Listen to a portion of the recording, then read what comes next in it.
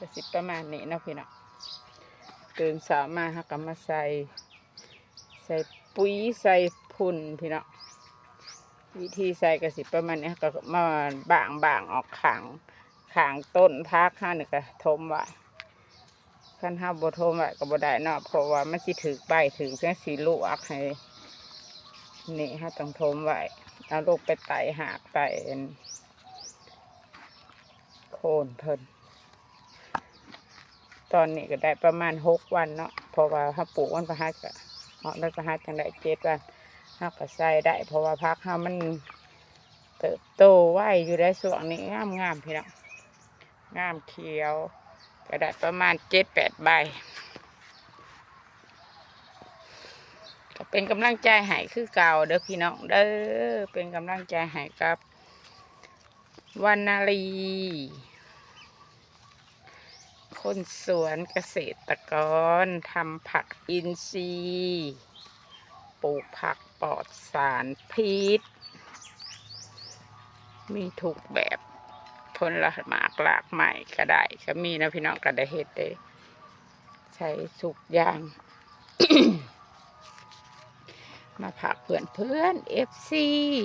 โอ้แหดคอเด้เขาปลูก ก็เฮ็ดเป็นหลอบไปนะพี่น้องหลอบหนึ่งกับบุหลายดอก3 โต๊ะอาทิตย์ละ3 โต๊ะเขาปลูกไปเป็นหลอบมาใส่หลอบนี่หลอบหนาบ่แม่นว่าถ้าสิได้เฮ็ดไปเบิดมื้อเบิดเว้นบ่คุโตดอกมันจัดแจงไปตามระบบระเบียบของมันการเฮ็ดงานไปตามแต่ละขั้นตอนก็บ่ยากนะพี่น้องก็บ่ยากก็บ่เมื่อยแล้วก็การเฮ็ดการทำก็ถือว่าไปตามระบบของมันก็ถือว่าเยี่ยม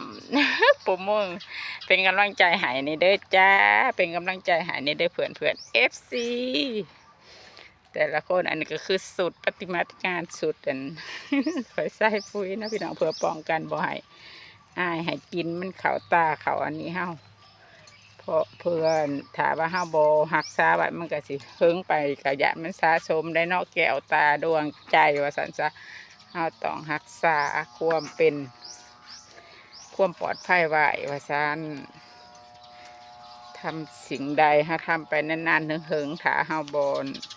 ดูแลสุขภาพเฮาก็บ่ได้นะพี่น้องคลิปนี้ก็เป็นกำลังใจให้ในเด้อพี่น้องเบิดสุขุสุขคน FC ฝากเป็นแรงกำลังใจให้กับคนกำลังทำงานแล้วก็กำลัง